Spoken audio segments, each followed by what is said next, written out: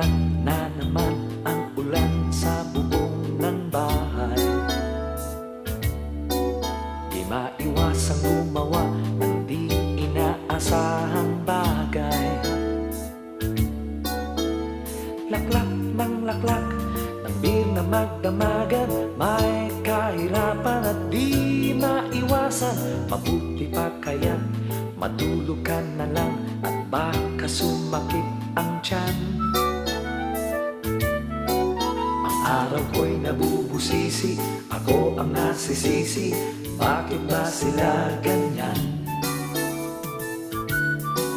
Ang pera ko ay di makasya, hindi makapagsine at ayaw namang dagdagan. Ubus na rin ang beer, kaya kape na lang, lahat sinusubukan kahit walang pulutan. Ang buhay ng tamad, walang hinaharap, may konting sarap man lang. Radyo, TV at mga lumang comics, wala nang ibang mapaglibangan. At kung meron kang tatawagan, 30 sentimos ika'y makakaltasan.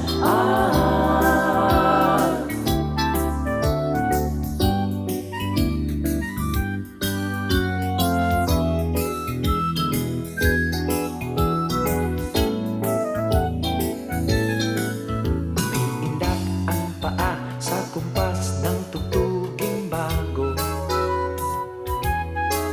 hanggang kumpas ka na lang